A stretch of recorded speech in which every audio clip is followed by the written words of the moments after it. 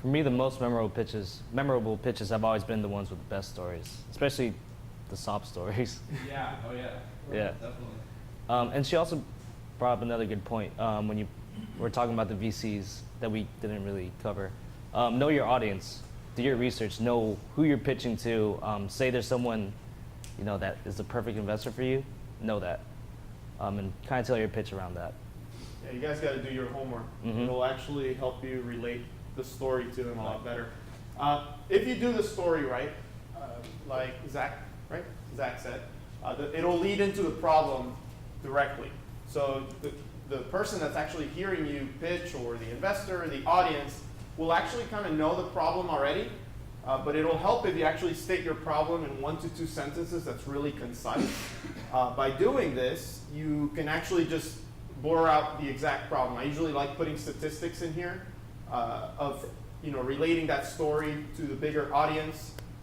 Maybe 70% of business owners experience this problem, and the actual problem they experience is this and that. So you really want to get that concisely. And in terms of, let me see. So why is the problem worth solving? That's a huge one. Are you just solving a little problem that people have?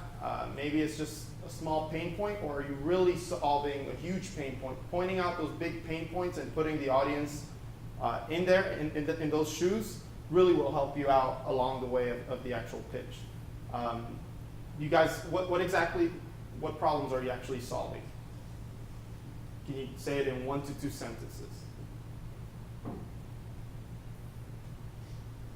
You want to give it a shot? Sure.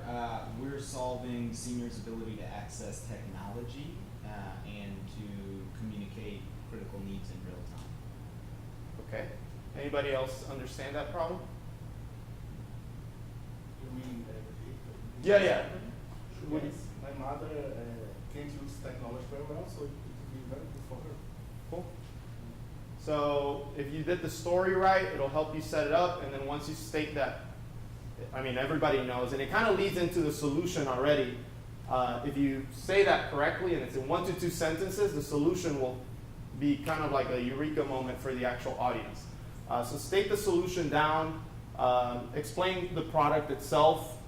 Go ahead, Kevin. Right. So here it's easiest to just be like step 1, create an account, or you just fill this information out. Step 2. So it's really useful here, like I said, use as many images as possible. So use icons and just explain it out. And then also explain what kind of technology you're using. How are you making this happen? But don't go too technical. So for example, you, Felicia, you would say we use AI technology. And right away, everyone knows what that is. And explain, how you're using it and how it makes everything work. So and along with the solution, this is where you can show off your product. I recommend having screenshots. And usually they tell you not to use a demo, but if you feel confident, I say go for it. Maybe have kind of like, not a live demo, but kind of screenshots that show the different processes. And to create a product, I suggest using, so if you're doing a mobile app, have you guys ever heard of InVision? Yeah. I highly recommend using, InVision, yeah. So for you guys that don't know what InVision is, it's a prototyping app. So you build your website, or build your app on there, and you can download the app on your phone and play with it. It's really cool. And then also landing pages are huge. You want to give them a call to action. So you can say, after this presentation, we'll give you 30% off if you sign up right now. So make sure you have something that they can go to after. Now, in your experience, when you guys have been sitting down with actual VCs or angels, have you guys shown them the actual product on the app, or you go through the actual pitch? I just want to hear back from. It kind of depends on Depends the on the audience stage. is.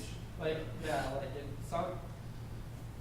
I think a lot of the meetings that we've, I don't know, like a lot of times they've already been familiar with the product, and that's why we got the meeting. I don't, like you said, with this product section, sometimes demos can go hard to run.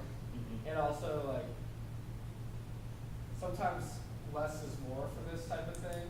Like, if they show the product and it doesn't go smoothly, or they think the product's not good from the demo, or like like isn't enough time to really dive into it, it can kind of lead the meeting down. Dude, that's worse than not showing it at all. Right. Like I think there's this really interesting game you have to play with show them just enough information that get them like to what you're trying, the next stage that you're trying to get them to, but not give them too much information. I think that I really think comes back to knowing your audience. Like if it's a previous entrepreneur or maybe they're a product person, you know they're going to be like really excited. Or if you're really confident you think your product's amazing, then like show it to them, like use that to your strengths. But if your product's not very good, then like I wouldn't even bother. But it all depends on your audience and kind of what stage you're at. So it's definitely different depending on the scenario. Yeah.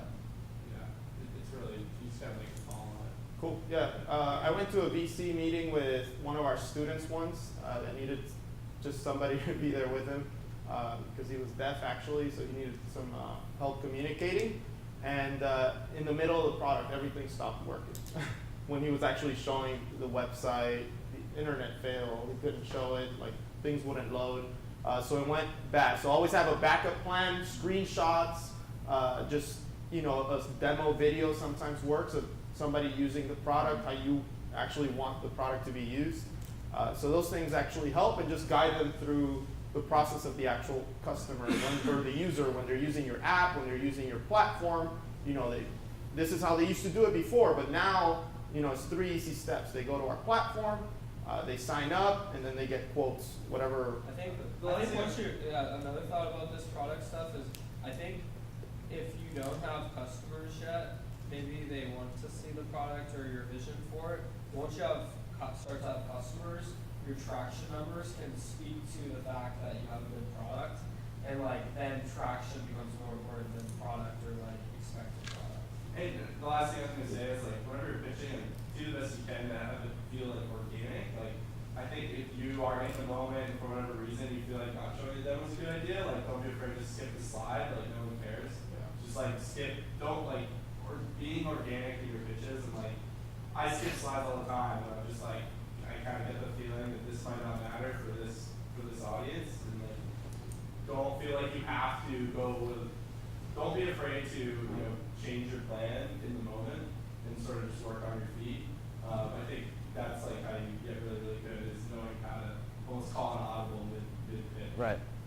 And because a lot of times you want to know your audience, you'll learn about a lot more about your audience. Like you're 30 minutes in, you're like, I think I understand this person now, and then like you just make a call on what you're gonna skip and yeah.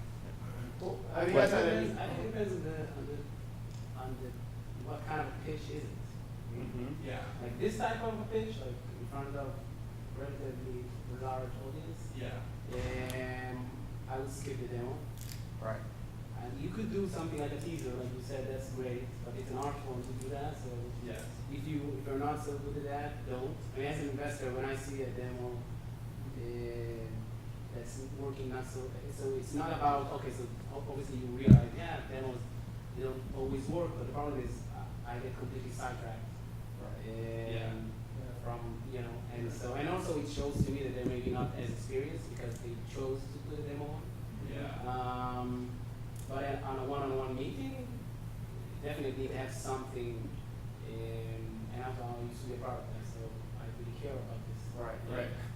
Have you guys had any experiences so far when you guys were raising? How you did the actual demos, the actual products, showing the actual product? Well, yeah. But most investors we seem more interested in the traction in my days of this. So Good. Cool. We'll actually talk a little bit about that